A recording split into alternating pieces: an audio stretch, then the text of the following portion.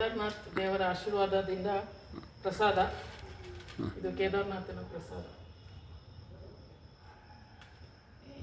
ಕೇದಾರನಾಥ್ ರುದ್ರಾಕ್ಷಿ ಯಾವಾಗಲೂ ನಿನ್ನ ಕೈಯಲ್ಲಿರಲಿ.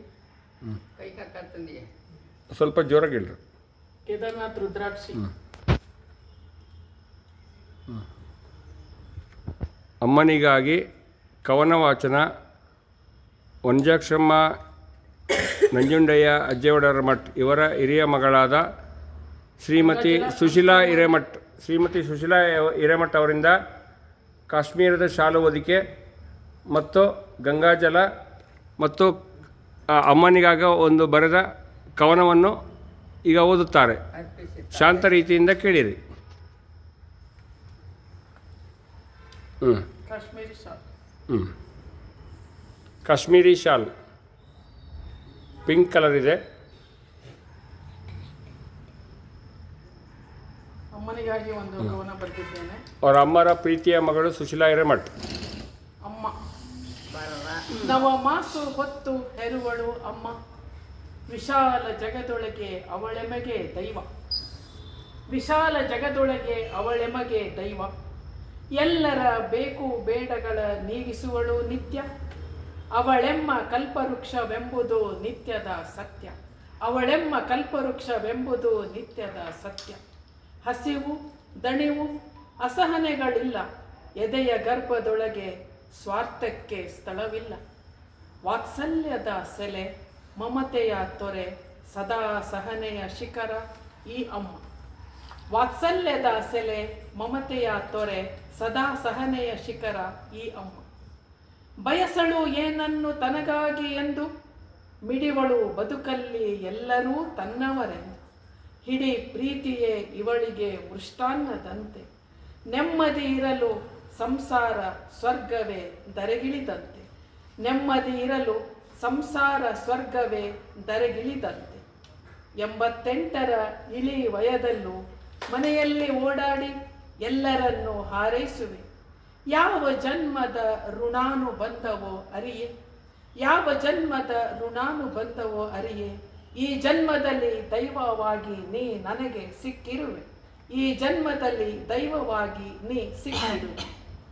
ತಿಳಿ ನೀರ ಕಡಲು ಈ ನಿನ್ನ ಮನವು, ತಿಳಿ ನೀರ ಕಡಲು ಈ ನಿನ್ನ ಮನವು. ಹೆಮ್ಮೆಯಿದೆ ಅಮ್ಮ ನೀ ನನ್ನ ಜೊತೆಗಿರಲು. ನೀ ತೋರುವ ವಾತ್ಸಲ್ಯಕ್ಕೆ ಬೆಲೆ ಕಟ್ಟಲಾಗದು.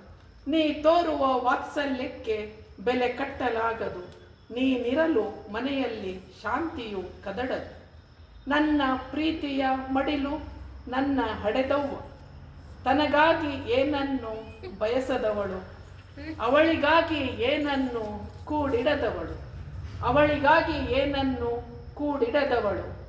ತನಗೆ ಬಂಗಾರ ಒಡವೆ ಇಲ್ಲವೆಂದು ಕೊರಗದವಳು.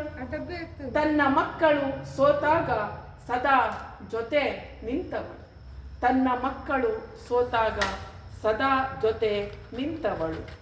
ಮಕ್ಕಳ ನಗುವಲ್ಲೇ ತನ್ನ ಖುಷಿ ಕಂಡವಳು.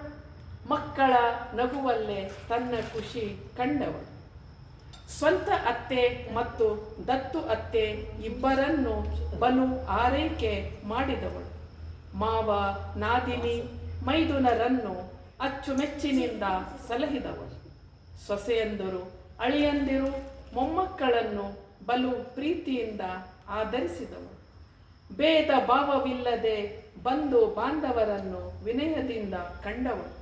ಭೇದ ಭಾವವಿಲ್ಲದೆ ಬಂಧು ಬಾಂಧವರನ್ನು ವಿನಯದಿಂದ ಕಂಡವಳು.